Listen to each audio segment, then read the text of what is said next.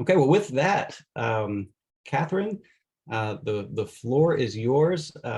Just a quick note, Catherine Moore with the Disability Resource Center. She has been at this for 20 years, education, awareness, advocacy, empowerment for folks with disabilities, something near and dear to my heart. And she is the executive director of the Disability Resource Center, and we're all really thrilled, again, Catherine, to have you here. So please share about your program, anything else you think we ought to know at the Homeless Coalition. Thank you, Nate. Can everybody hear me? Mike Scrippa just joined me too. He came flying in here. Yep. Welcome, Mike. Thank you. Here as well. Mike is the associate director. Thanks for having us. We do want to collaborate with the Homeless Coalition as much as we can. We are a center of independent living. There's 356 centers like ours across the nation. The differences about our center is that we all we're consumer ran. Our clients will tell us what their goals are. We help them reach their goals. We do systems advocacy. We advocate for clients. We train about advocacy.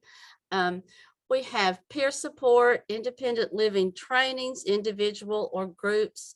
We have information and referral. Anybody can call from anywhere in the world to get information about our area, or, whatever types of information we can, provide whatever they want to know. You don't have to have a referral to be a client. You can just walk in and say, I would like to be a client of the Disability Resource Center. The main eligibility is that you have a disability that is covered under the ADA or a family member. We also work with families. We partner with the Knox County Schools, with the city of Knoxville, with Knox County. We have all types of collaborations, as many of you know, across the community. So in a nutshell, we provide services to people with disabilities. We advocate for disability laws and regulations. We train businesses, staffs, citizens of the community on all different types of disability issues. We do things like that. As far as housing goes, as you all know, that's very difficult. We do provide housing. We have partnered with HUD-VASH, and we got, I think it was what, 8 veterans. We got 8 veterans housing in 2022, which was a miracle within itself, as you all know. So housing is a very difficult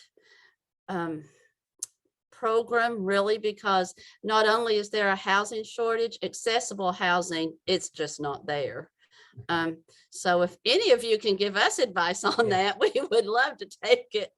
I would say that our biggest current set of phone calls that we a lot of times don't necessarily have an answer that we want to have available for the client or the potential client that's calling. Our housing calls. We have people who are going through an eviction process or are already evicted. Usually they're calling us later than they ought to, which I'm sure you guys are used to dealing with that sort of thing. But when we get those phone calls and when you throw in that the individual has a disability, that's how they've gotten in touch with us. It's so hard to find a solution. And that's got to be one of the biggest things, I think, that sort of wears on our staff, because all of us just want, we're used to taking what the client needs, treating that as a goal, and then following through with them on whatever that goal is. And even if it just, it might take some time, it might be something that they have to invest some training in on the front end, or something that they're not expecting. Usually there's a reasonable outcome that we can expect. I think with housing, it's just been such a frustration that there's so many aspects of it that we can see that aren't needs that are being met. And, like Catherine said, it's just, there's an accessibility issue. There's also a safety issue. There's certain places that if it was my mother or father or grandparents or someone and housing was available at this location, I wouldn't necessarily feel comfortable having them go and live there. It would feel too dangerous, even compared, I think, sometimes to homelessness, as far as the idea of living there long term. And so that's something that we run into more and more as of after COVID and through COVID. It's sort of just been something that's gotten worse. And with that rental assistance ending, and Yeah. that's another one we're going to be dealing with. A lot of people are being evicted because they're no longer receiving the COVID rental assistance. Mhm. So we work with that too. And I'll be honest with you all, we have landlords that do not want to have a person with a disability live in their properties. Mhm. So we run against that too. So we've had successes and challenges, Yeah. just as you all have. The successes feel like miracles. Yeah, sometimes. they do. So They really feel like miracles. I think that's one of the things that is, it's such a wonderful thing when it works out, but it's so frustrating from a business perspective, because it's not like we can just sit down and say, okay, here's our game plan when we Yeah. have someone with housing. It's Right. more like, what kind of miracle can we come into for this? And we have a good partnership with KCDC. Mhm. They help as much as they possibly can. We have a really good ongoing relationship with them. And other, housing, and some landlords. We have some great relationships with some landlords. So we do our best to try to provide housing. We've provided financial, budgeting, training and stuff individually with our clients to help them learn how to budget and be able to afford even their low income housing. Some of our clients have no income whatsoever. Disability, as you know, is not a lot of money. Some of our clients with a disability haven't been approved for disability. So, we have a lot of challenges. So hopefully many of you can help us with those challenges as well. And one other thing I'd like to add, I think that if someone comes across someone with a disability and they feel as an agency, perhaps like it's not something that they're used to dealing with, or they don't feel comfortable, as far as it's a new experience. And, a lot of times that comes with a bucket of fear, and with that fear sort of comes the discomfort, and almost like a feeling of I'm incapable of helping this person. My suggestion is always, and I think we sort of believe this as an agency, don't punt that person and just say, okay, well, they have a disability, I'm not equipped to help with them. Instead, give us a call and have myself or Catherine at least be able to talk to you, whatever it is that the person's looking for. Right. And we don't necessarily say, we have the answer to every question. Right.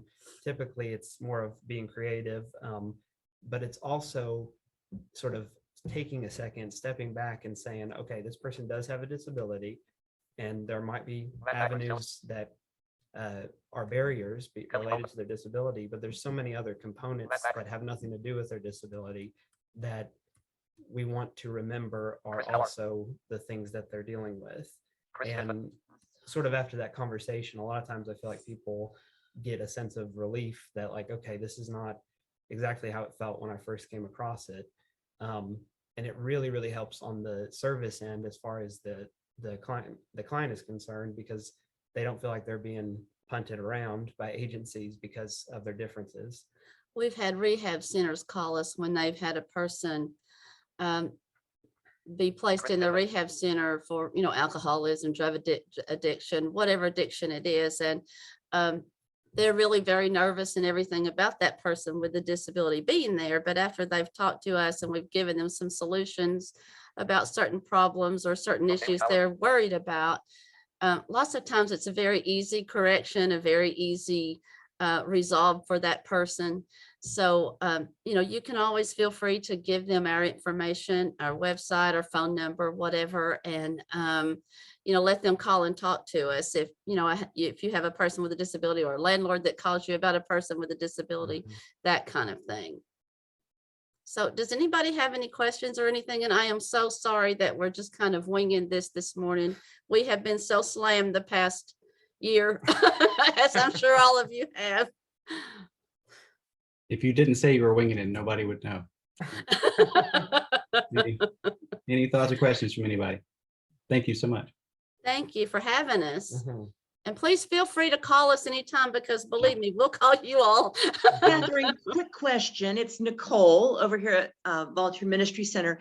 Tell them briefly about your durable equipment program. Oh, yes, our durable medical equipment. We get some money from the state where we can purchase durable medical equipment for individuals, such as a wheelchair, rollator, a shower chair, transfer board, anything like that, any type of durable medical equipment. We can also install ramps and rails, rails on the, bathroom walls, by the commode, or maybe somebody needs a rail in a certain place in their house. Or if it's a small ramp, we don't have a lot of money for a ramp, but if it's just, a few steps that we need to work with inside or outside the home, we can do a ramp with that.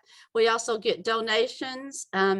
We had one person last year, their mother had MS, and she passed away, and she had this fabulous electric wheelchair that not only it was for a small statured person, but not only was it really nice as far as how it was designed and how it worked as an electronic wheelchair. It had this certain this special, what would you call it? It was a lift mechanism. Yeah, it was a lift mechanism that you would push the button and the chair would raise up. So somebody who was sitting in the chair could get the dishes out of the top of their cabinet, or, off a bookshelf, or, in a closet. And we actually had a client that had MS that was needing a wheelchair, and we were able to give it to her, and it was about a $40,000 or $50,000 wheelchair. So that was really wonderful. We get those fabulous donations sometimes. So, but we can also purchase some equipment if it's not too expensive. We can't spend all our money on one person. That's our problem. But we can, get some types of wheelchairs and rollators, and we can usually always get shower chairs and transfer boards and that type of thing. You've helped us, so thank you so much, Well, Catherine. thank you, Nicole. Mhm. We're happy to be able to do that. Yeah, that's one of those things that is such a rewarding service, in terms of, there's an obvious and clear need, and we're able to spend that portion of the budget that we have in terms of either providing a loaner for a period of time, or permanently for people that are going to need it long term. And it really is it's a rewarding thing, and I think Yeah. obviously it makes a huge difference right on the front end for people. Yeah, it gives people their independence. Mhm. All right. Well, thank you so much for everything you do. I know that comes from all of us. Careful what you ask for. I'm sure we'll be getting some calls now. We just put your contact information in the chat if you want to add phone number or anything else like that. Okay. Please Okay. do so. I just That sounds That great. dropped I'll have in. Mike do that. Yeah. And if my computer talks, I'm sorry, we would usually do this on his computer, but we couldn't do that this morning. So all good. thank you Well, so much. absolutely. Thank you back. So pleasure to have you, and please keep coming back. That's nice. Okay, thank you. you. Nice to see you. You're already part of the club. So That sounds great. We Thank you. appreciate it.